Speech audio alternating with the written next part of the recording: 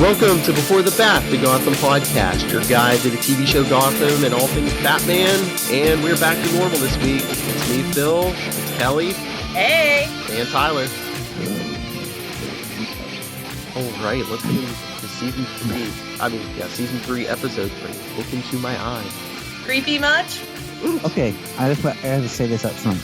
I like this episode. Mm-hmm. I like this character, but I don't like this character as the Mad Hatter, if that makes sense. I could see that. He's kind of different than other iterations of the character.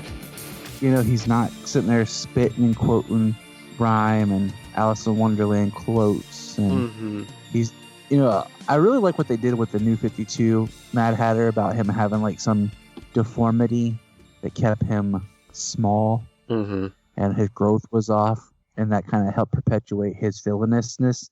This guy doesn't seem very Mad Hattery, but I like the character. He was, I don't know, the hypnotist or something different. He didn't even wear a hat most of the episode. Yeah, so I mean, they called him Jervis Tetch, so can't argue with that. But it was on his card. Yeah, I just had to throw that out there first. And I like how Gotham does this with villains, where they'll bring one in and they'll do like a short arc, like a couple of episodes, and then they'll move on to another villain. So he'll be back. Well, is it just me, or did this feel very Johnny Depp-like? Yes. Yes. As Johnny Depp. Not Johnny Depp's Mad Hatter, but just Johnny Depp, period. Yeah, I could see, the Johnny Depp playing this role. Yes, you are right. Yeah. Yeah, it just seemed like something right up his alley. What else? I called it. I knew it. They went with the trope. The minute Lee gets back in the town, Jim's sleeping with Valerie Vale. And Penguin and from Lee. here. Oh wait, that I'm totally down for. I like the idea of Penguin as mayor, to where he controls like the cops, the city, and the criminal underworld, to where he's kind of that corrupt, but you can't prove it, and you can't make things stick politician. I like that as a character for the Penguin. But let's just throw out the fact that Lee returns with a fiance. Like, no big deal. Like, oh, let's go back to Gotham. I'll get my old job back and hang around Jim. It's no big deal. Yeah, that's a really great idea. And I mean, was there a time jump here? Because, I mean, if it's just been the summer, she already met a guy and they're engaged. And I mean, there was a time... Which is fine, but then he's also... His father is Carmine Falcone. I mean, I don't know, you wouldn't want to get to know his family a little more? I don't know. Yeah, I mean, it's... Okay, from somebody who got married pretty quick, that's pretty quick. Yeah, I mean, let's just think about... Okay, we have to go back to season 2 and look at when she left in season 2 and all the time lapses that happened from when she left for the rest of season 2. Yeah, but until she was in that finale though, wasn't she? No, I thought she was in the finale. No, because Jim stayed away from her. Like remember she lost the baby, and he didn't go find her. He didn't go find her like they said he should. He decided he was gonna go find her at the end of the finale, didn't he? Yeah.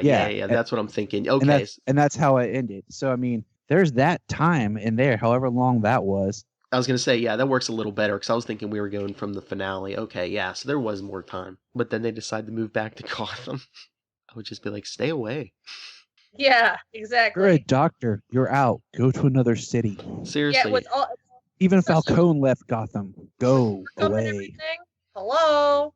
I mean, your ex is here, and the city's just insane. Yeah, I would stay away. Maybe it's because Gotham attracts the crazy, and Lee's crazy. All right, speaking of crazy, you know what's crazy? Tyler likes Barbara now. Yes, because they actually made her a character, not a set piece. I said she's actually interesting. All it took was a nervous breakdown on her part for you to like her.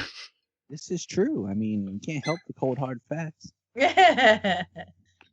But even under hypnosis, she's crazy. She came at Jervis Tetch with that broken ball. What broken ball? That was hilarious. He's like, oh, hey. What was it? Tabitha said something about. Yeah, she has what is it? Relationship issues or something. Yeah, and he's like, oh, okay. It was like I said, we have his sister Okay. It makes me wonder, because remember in season 2, there was the line drop that Hugo Strange had about using Alice in Wonderland to work on some patients or a patient. Mm-hmm. It makes me wonder, is it the sister or is it the Tweedles that we'll see coming up, like that he worked on? Because we all assumed it was the Mad Hatter, but based on what we're seeing from this Mad Hatter, it might not have been. So. Yeah, I mean, probably definitely the sister, definitely the Tweedles, but how interesting would it be if it was something with Fish? How dare you? Yeah, for real. We don't talk about Fish unless we have to. Well, I mean, if Fish has to go after her. Fish is like Fight Club. We don't talk about it. Well, yeah, if everyone discovers that sister, everyone's going to be after her to like weaponize her blood. Right. Like, I'm getting paid by the GCP. I'm bounty hunter Jim. I know. Would anyone else bothered by that? That he's willing to just sell out to the highest bidder? Yeah, I mean, this is supposed to be Jim Gordon, like the cop above all cops. Right now, he's not proven to be the cop of all cops. I mean, Yeah. I think the series should have started with him not as a detective. He should have been a rookie beat cop.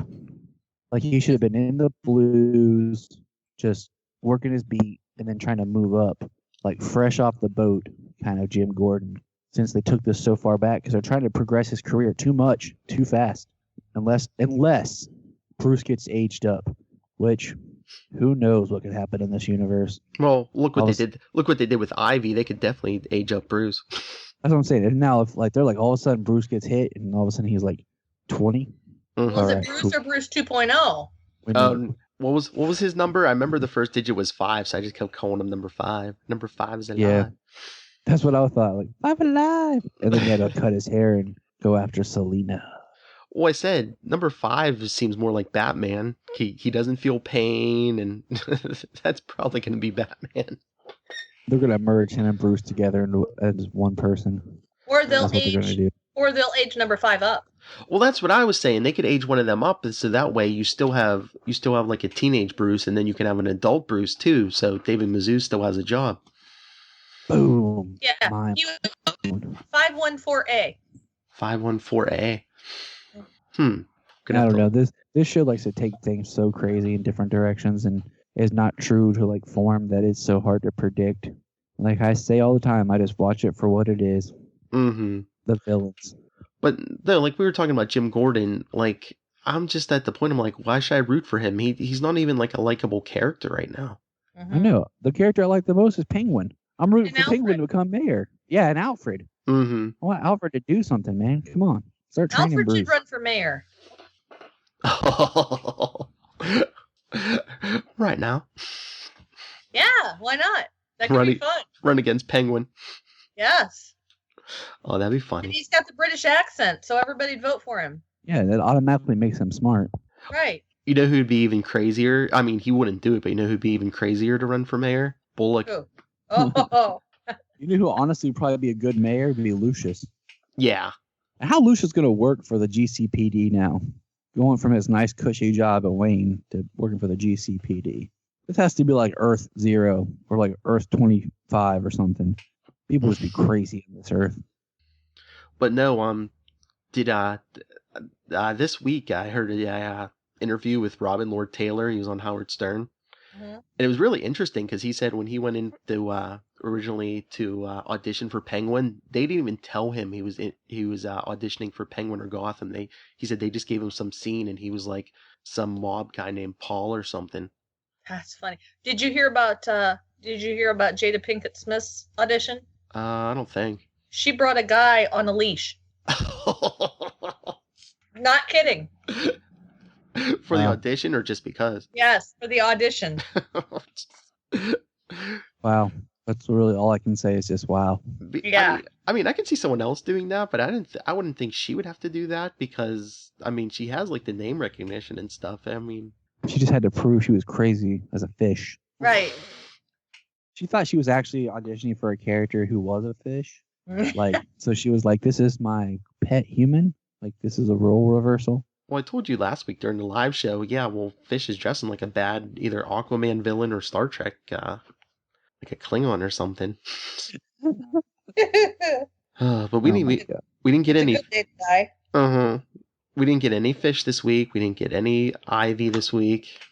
I know they're gonna hold off Ivy so she can learn her new powers. So she just shows up and every dude falls for her, and then Jim will fall for her. Well, She'll she put was Jim under mentioned. her spell. Yeah, she was She was mentioned. Yeah, Selena's looking for her because Selena's the one that cares about her. But we didn't see her because that's like 2 characters we didn't see this week. Do they have too many characters going on right now? Yes, always. But can I just, because I got to get off here in a minute, can I just jump to my favorite part of this episode? Sure. The very last scene where the Penguin gets his friend released to help him run for mayor. Eddie, yeah. That made me happy. The whole speech where he gets the guy's like, you can help me and I can help you, or I'll just go with plan B and take what I want and you'll get nothing and be a janitor at Arkham forever. That's awesome. And now it's just like first Penguin, now Eddie. Like all these guys are gonna have like certificates declaring them sane now. It's like Sheldon Cooper on The Big Bang Theory. I'm not crazy. My mother had me tested. It's gonna be like, how credit worthy is Arkham? We all have certificates of sanity. Why isn't no one selling those online? Get your own certificate of sanity from Arkham Asylum. That would be awesome. Hang those up on my wall. Maybe I should do that. You're like, I swear, I'm not crazy. Look, Arkham said I'm sane. Well, like, isn't that the first thing that's going to come up in like a mayoral debate? Is like Mayor James just going to say about Oswald, just be like, well, yeah, weren't you in Arkham like a year or so ago? Now you want to run the city? Maybe he also can pull some strings. So we'll see what happens. I'm sure that he has more on the guy, than we know. He'll blackmail. Oh, yeah. Well, Mayor James has head in a box for how many episodes, too? Yes. You know what else I found was really weird about this episode? Selena Kyle is a better detective than Jim Gordon. And Bruce Wayne at this point, it seems like. Yes. Yeah, I'm feeling they're not evolving Bruce enough. It doesn't seem real bright. So, yeah, I mean, he's kind and he's compassionate, which I get. But he's also got to kind of have that, okay, why did somebody clone me kind of thought in the back of his head, Man, it's like I always took it at the comics. The moment his parents died, like the boy died, he's just changed. And I know he has Alfred, but right now he seems a little too happy, jolly. Like Bruce is supposed to be a little crazy. Like, well, he takes all these summer vacations. I just wish they would explain it as, he's going out and learning skills, that he'll need as Batman one day when he takes these summer vacations. Because at the end of every season, he like leaves and comes back by the beginning of the next season. Exactly. Like I want to see him kick some butt, but I have to go do my breaks. Don't let us stop you. I was gonna say, score one for the daddy points here. I stopped at Walmart the other day and I was walking through the clearance section and they had one of those soft fleece blankets, like real soft, a BVS with Batman and Superman on it. It was marked down to $2. I bought it, and Solomon loves it. Like he just holds it and screams Batman. He was laying in his crib going to sleep. He's going Batman, Batman. just like that, just like Daddy does when he goes to bed. Superman. Exactly. Hey, he's got his Batman costume for Halloween, his Batman pail for trick or treat. He's got his Batman fake tattoos. He's rocking it. So, that's pretty awesome. All right, guys. Well, until next time, I'll talk to you guys later. And to all the Gothamites out there, email us. Let's talk. Oh, yeah. Find me online. Bye. All right. See you soon. See ya next week. Yep. Same bat time, same bat channel. Yep. All right, Kelly. So, I just think it's really odd that we've got Selena. Okay, she is streetwise. Get that. That she can put this all together. She has questions, but then it's like, you want to get food? Oh, okay. I can eat. So she lets her stomach win out over her brains, and then you got Bruce, who can't put 2 and 2 together when there's a clone of him running around, and the clone was in Arkham, and the Court of Owls just kidnapped him. Okay, and Jim is just completely oblivious to all of it. Yeah, that's what I said. I don't know why anyone's just rooting for Jim Gordon at this point, whether, other than just, I remember how good he was and I want him back that way. But yeah, the whole clone thing, I just know it's either Court of Owls or the clone himself. So there's going to be somewhere where the clone impersonates Bruce for at least an episode or two. I mean, like he started to do here, but he's really going to take it. And I don't know, think he's in love with Selena, the clone. Oh yeah, totally smitten. Just waiting for her to say, "What's up with that stupid haircut?" Yes. And then I kept thinking about Mr. Nigma and how broken up he was about the murder of Miss Kringle. Mm-hmm. When he's released, I just love. He's like, Miss Kringle's murder. And the guy's like, sane. Also dirty, insane. But now you're sane. Yeah, now you're sane. Yes. Yeah. Sure. Right. So I guess Eddie's Oswald's campaign manager now. Then maybe. Yeah, that's gonna go real well. I'm sure. Well, he's smart, but deranged. So we'll see how long that lasts. Not a people person. Yeah, exactly. And how long is it gonna be before Penguin kills off his rivals in the campaign? Oh, I mean, we almost got that in the restaurant when Mayor James's people pulled their guns, then Oswald's people pulled their guns. It felt like an episode of Bugs Bunny to me. Oh, I know, and it's between that and I was just like, I don't think any gun that was pulled was like there weren't that many pistols. It was all like big like rifles and assault weapons. I was like, holy crap. Like, was it Who Framed Roger Rabbit? It's like, where'd they hide all those guns at? Exactly. Where do you pack that? Yes. It was rather comical. So I know me and Tyler were talking about like other versions of the Mad Hatter. What did you think of Jervis Tetch? He was interesting. Mm-hmm. I liked that they had the he seemed very mysterious, which was good. Mm-hmm. Where did this guy come from? What's he think? I mean, obviously, you can tell that, right away that he's up to no good. Mm-hmm. Why is he up to no good? And it's just that like my other co-host Charlie Esser, like he says, like hypnotism is like one of like the creepiest and like most evil powers, because it's like, I mean, just like the Purple Man and Jessica Jones, it's just like these guys can make you do like just about anything. Right. Like when he had that doctor kill his wife and then kill himself. Yeah, that was very, very creepy.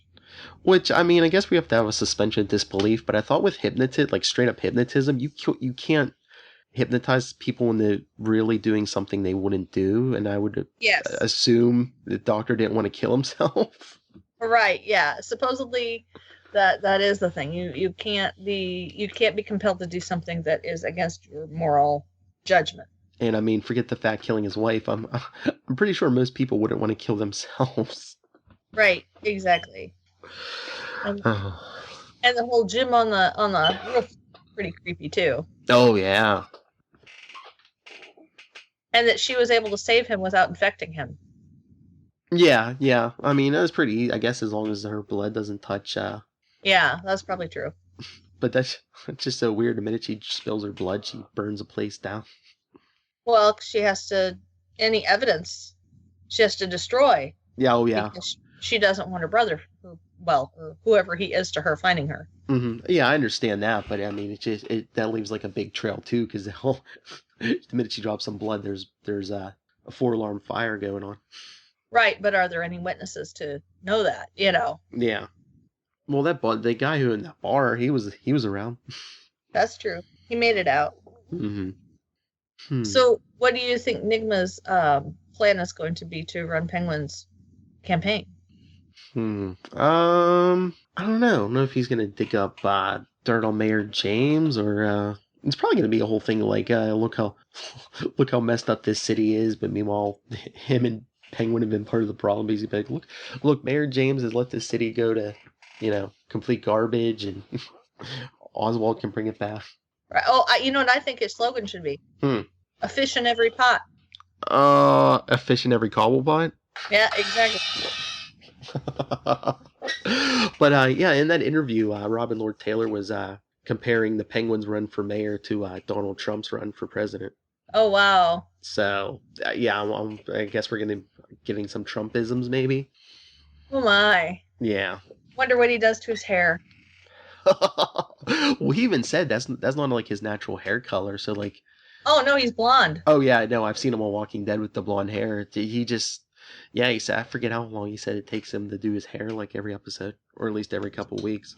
Oh yeah, roots are crazy. Yeah, and then they have to cut it a certain way. So. Yeah, that haircut cannot be easy. Mm-hmm. No. It's so distinctive that that can't be easy. And they have to dye his eyebrows too. Mm-hmm. Oh yeah.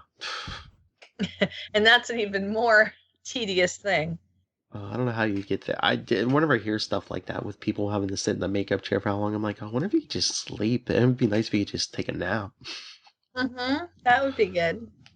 So if Nigma was ruled sane by Arkham, that would mean he's ruled sane by the city, isn't it? I would believe so, yeah. Yeah. That's kind of creepy. Although I guess it doesn't matter because he's not running, but... Right, but I mean, easily enough for Penguin to get the same thing. Yeah, oh yeah. So that would be one way around James's, I'm sure, eventual... Oh yeah, I'm sure Penguin's going to be like, if Mayor James brings up that Oswald was in Arkham, he's going to say, well, I had a problem, and how dare you, make fun of, this disorder I had, and right, turn it completely around. Exactly. Oh, what about the boxing scene with Alfred and young Mr. Bruce? Oh, that was funny, but the whole thing with the clone, because they even showed it with the candle too, him feeling no pain. I'm like, oh, that clone is Batman. It's gonna be Batman. That was very creepy because obviously he was designed or programmed to do that. Mm-hmm. Oh yeah. Unless it's just a side effect, I don't know. Unless he really doesn't remember. Well, I could see that. Is he lying about that? No, I don't think he's lying. I think, if you're growing a complete human being from scratch, you can probably wipe his memory or whatever. Probably. But it just seemed awful odd that he could do that every time. What? His accuracy. Oh, yeah.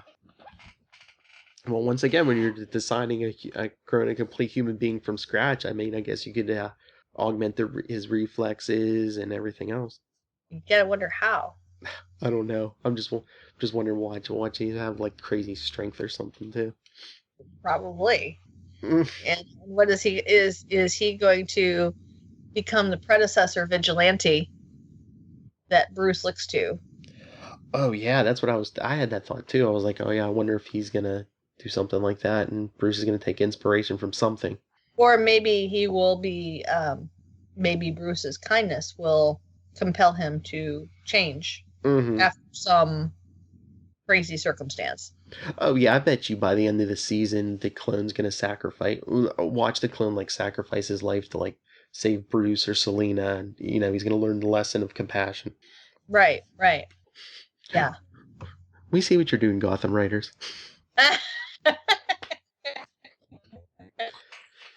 He's going to impersonate Bruce somewhere in the season. Watch mid-season finale. He's going to take Bruce's place. But then by the end of the season, he's going to learn his lesson and sacrifice himself to save the ones he loves. Yeah. So anything else on this episode? I think we've covered most of it. It was a good episode. Mm-hmm. I'm not as familiar with a little bit with the Mad Hatter. Mm-hmm. Guy was really creepy. Wonderfully creepy. So we got a little bit of everything, we got a little bit of everybody, but I'm with you. I don't like the direction they're taking Jim. No. I just wonder if they're doing that so they can take Jim out of the spotlight so he's not the main character, at least for a while. I don't know. I don't know what they're doing. Yeah. Makes not a lot of sense to me. It's just why should I be rooting for this guy? Exactly. I don't know either. But no, before we go, I just wanted to mention I don't know did you see, I think it's coming out soon. It might even be in the next week or so, the animated Batman 66 movie. I've heard about it. Yeah, Adam West, Burt Ward, and Julie Newmar are doing voices. That is fantastic. And About doggone time. And I think they're already talking sequel. Very cool. So, yeah, we'll probably have a review of it at some point. Yes, that would be awesome. I look forward to seeing that. So, unless you have anything else, I think that's it. I think we got it covered. Oh, that's right. I did. Oh, but they are talking sequel for that Batman 66 animated movie.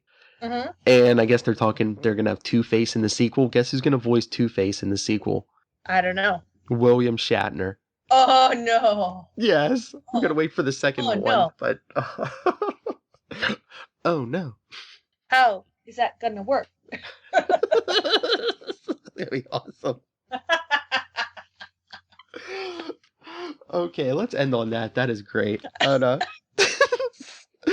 as always, if you want to get a hold of us about Gotham or anything Batman, you can email us beforethebad@gmail.com. We're on Facebook, Before the Bat, the Gotham Podcast. On Twitter, @BeforeTheBatPod, where you can usually catch me live tweeting the new episodes. And we're even on Instagram, Before the Bat. So check us out and follow us on all those. And Kelly, where can people find you? Oh, you can find me on Twitter, Tumblr, Instagram, and about anywhere else that matters at SuperSquint. That's SuperSquint.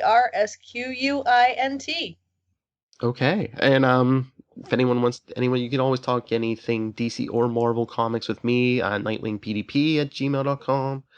On Twitter, I'm @NightwingPDP.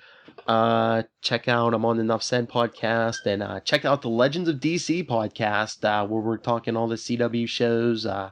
Me, all your favorites, Tyler, who's on this show, is also there, him and his wife Jania, our friend Lilith Hellfire, Zachary Hare, and we dragged in Mr. Marvel himself, Charlie Esser. So check that out. New episodes will be going up soon because Flash and Arrow were back this week. Oh yeah, check those out. All right, I think that's all the business this week. So come back next week. I think the Mad Hatter returns, and so do we. So until then, same bat time, same bat channel. Same bat time, same bat channel. The Gotham Podcast.